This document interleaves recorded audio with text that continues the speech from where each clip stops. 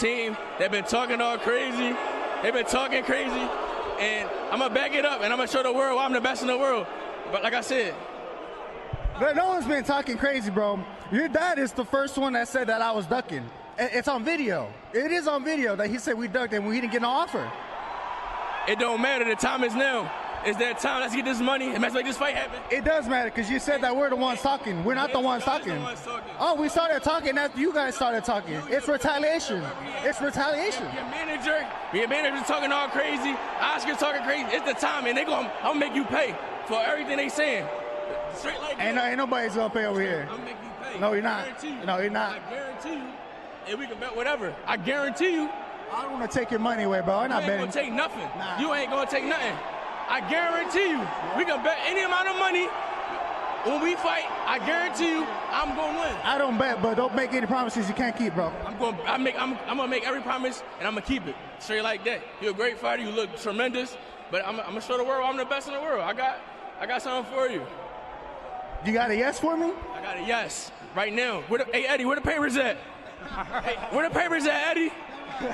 All right, two of the biggest stars in U.S. boxing, two of the best at 154 pounds.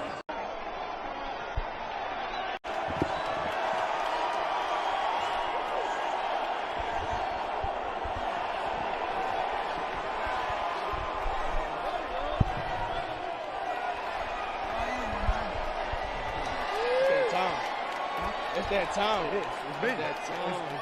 Yep, it's the perfect time, too. Oh, yeah. It's the perfect time. I'm ready. We're going to get everybody what they looking for, too. Oh, yeah, Straight like sure. that. Yep. Let's get that money. That's right. Yep. Yeah. Let's go, baby. Sergio, a true super fight. Boxing fans around the world, you guys were entertained by an unbelievable boxing event. And if you were like me, you're probably switching back and forth between UFC Vegas 111 and the boxing event. It was absolutely incredible, guys. Two unbelievable fights. Amazing, jam-packed day, guys. But look, Vergil Ortiz Jr. just made a huge statement to the boxing world. It all went down in Texas, and he didn't need more than 2 rounds to do it. Erickson Lubin got caught in the storm and got knocked out within 2 rounds. Okay, and guess who was standing there watching it all, taking it all in? None other than Jaron Boots Ennis. And trust me, guys, things got heated real quick. Let's talk about it. What's up, fight fans? What's up? Welcome back to 1287X. I'm your host, Shiraz. Here we cover all the latest and trending stories from the world of MMA, UFC, WWE, and boxing. If you love combat sports, if you love boxing, if you like UFC and real fight talk, you guys are in the right place. Let's get into it. So Vergil Ortiz Jr., guys, wow, unbelievable. He stepped into the ring in Fort Worth, Texas, looking to make a statement, and a statement he made indeed. He delivered. Now, Ortiz Jr. is undefeated. 24-0 with 22 by way of knockout. And guys, a lot of people have been buzzing about this fight. And if anybody could put up a good enough offense and defense against Victor Ortiz Jr., it was none other than Erickson Lubin. He could have been the guy to test him. Well, that didn't last long. It didn't. I think the entrance for Lubin was probably a lot longer than what he was actually able to mount in terms of an offense in the ring against Ortiz Jr. Guys, by round number 2, Ortiz had Lubin pretty much right up against the ropes for the whole time. And as we're watching this, I don't know if Lubin was trying to play rope-a-dope, or he was trying to conserve his energy and then hoping that he'll eat a few shots here and there and then try to launch an offensive.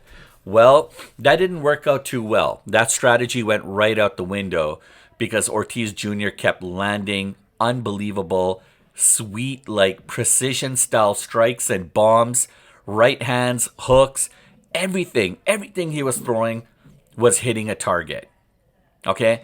And then came that right hook at 127 mark, guys. In the second round, you could literally see Lubin's body freeze, and then he kind of hunched over a little bit, and he was out on his feet. He was knocked out while he was standing, and Ortiz just unloaded on him until the ref had to come in, jump in, and basically he was holding up Lubin, preventing him from falling down.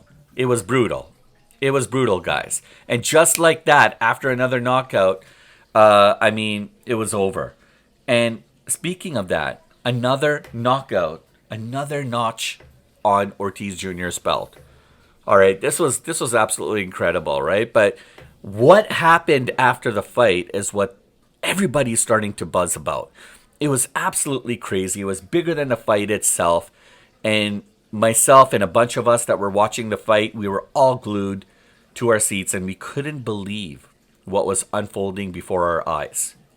Right after the fight, Jaron Boots Ennis.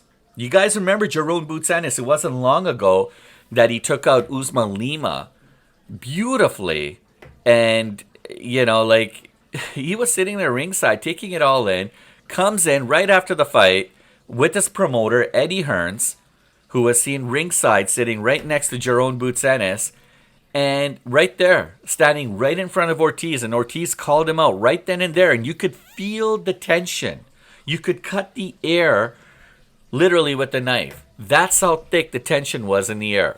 Ortiz looked straight at Ennis and said, "We're ready for the best. Boots, come over here." And of course, Ennis is not going to back down. He came right into the ring, got right into Ortiz's face, and he pretty much fired right back. He goes, "I'm going to show you why I'm the best in the world." And it didn't stop there. They went back and forth, just trading, barbs against each other. One person saying one, the other person saying another. No smiles, no handshakes. It was just pure, raw energy. Unfiltered. It was great, guys. I mean, you could tell that these guys want that smoke. And honestly, this is, I think, what boxing needs right now. This is the kind of hype that I remember sells fights. This is the kind of stuff that's going to make this fight really, really interesting. It was absolutely incredible. Just think about it. Ortiz Jr. is one of the most dangerous punchers right now in the boxing world, especially in a super welterweight division. One of the slickest, precision style strikers and fighters, one of the most complete fighters that you have in the game. And guys, both of these guys are undefeated, both young and both hungry. And their promoters, you got Oscar De La Hoya, you got Golden Boy backing Ortiz Jr., and then you got Eddie Hearns, who's right behind Jaron Boots Ennis, and both are already talking about the possibility of making sure that this fight actually goes down, because this is what boxing needs. Now, this is what the fighters want, this is what the camps want, but more importantly, this is what the boxing needs right now. Remember earlier in my video, I was talking about how a majority of the hype and marketing and buzz usually surrounds the bigger heavyweight fighters, and not a lot of attention and emphasis is placed on, the other fighters in other divisions, and it's too bad. Well, this is the kind of marketing and hype that, fighters in this division need, because guys, these guys are going to put on a show like you guys have never seen. I can't wait. This isn't just a fight. This could be one that defies what a new era is going to look like at 154 pounds, right? The Charlo era fight will probably and most likely be behind us. It's now time to turn a new page, a new corner, and look straight ahead, because it's about to get dicey, guys. And now it's time for new blood to take over. And when I talk about new blood, I'm talking about Ortiz Jr., I'm talking about Jaron Boots Ennis. These guys are going to lead the way, pave the way to a whole brand new era, not only in their divisions respectively, but in the world of boxing. It's absolutely incredible, guys. Personally, I love it. It was an unbelievable fight. Ortiz looked like a beast. He was explosive. He was confident. If you guys watched my video earlier, both Lubin and Ortiz Jr. looked really, really super confident. They looked very chill, but there was something about Ortiz. He just had his game plan, and he almost fought a perfect fight. He looked sharp. But I mean, Ennis, man, he's very special, okay? He's got that blend of timing, power, precision, that boxing IQ that makes him super, super dangerous for anyone trying to contend with that. And if this fight it actually gets made, and I'm thinking it's not even a matter of if, it's a matter of when, we're probably talking about one of the most exciting matchups probably to happen in boxing for quite some time since the Terence Crawford versus Canelo Alvarez fight. I think this is going to be absolutely one for the ages. I mean, you've got two guys with something to prove, both trying to be the face of the division, and they're about to lock horns. So, and if this fight actually happens, most likely next year, 2026, imagine Ortiz versus Ennis headlining in Vegas. That would be most likely the fight of the year potential. And the winner probably becomes the next big superstar of the sport, not just at 154 pounds, but I'm talking about mainstream crossover style level, right? But here's the twist. If Ennis decides to move back down to unify again, that's a possibility. What would happen? What would that do for the for the division, for boxing? And what if Ortiz decides, you know what? Forget 154 pounds. I'm going to actually move up a little bit, right? So at this point, guys, everything's all about timing, and it's about what these guys are not only capable of doing, but what is it that they're actually going to be doing. So yeah, Vergil Ortiz Jr. Just reminded the world why he's one of boxing's most dangerous fighters, and Jaron Boots Ennis made sure that we never forgot who he was. After his demolishing of Usman Lima, he made it quite clear to everybody, to remind everybody that he's ready to test that power that Victor Ortiz Jr. has head on. And he's not even flinching, guys, right? This is definitely the fight that boxing has to make. You got two prime warriors. None of these guys are ducking one another. There's no politics. It's just going to be pure, raw, unadulterated, perfect energy, one for the ages. We need to have this fight. This fight is going to rock the world. But I want to know what you guys think. I want to know, out of these two guys, who do you think is going to come out the victor?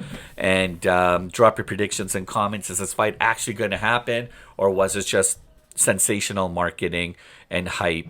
Like nobody does it better than boxing, right? If you enjoyed this breakdown, make sure you smash that like and subscribe. Join us here at Duality 7X for more fight talk, real analysis, and trending stories from across the fight world. Guys, this was absolutely incredible. And until next time, I'm Shiraz. Look, guys, just to recap, so everyone knows that Vergil Ortiz Jr. defeated Erickson Lubin via second round TKO. You also had, on the main card as well, you had a super middleweight bout between Darius Fulham and David Stevens. It was declared a majority draw. A lot of people were not happy about that. These guys slogged it out. I mean, 30 minutes of unbelievably jam-packed action. For it to end in a draw was actually really, really sad. And then you had a middleweight bout between Amari Jones and Shadi Gamour. And you know, Amari Jones defeated Shadi Gamour via third round TKO. Beautiful. And then there was a heavyweight bout as well too, with Joshua Edwards defeating Zeno Voris, also via third round by TKO. You had a cruiserweight fight, guys, which I was really locked into. Robin Safar, he defeated Derek Miller Jr., the veteran. Derek Miller Jr., he's a veteran. He's a little bit older as well, too. Most of the fight, he looked like a walking zombie, honestly.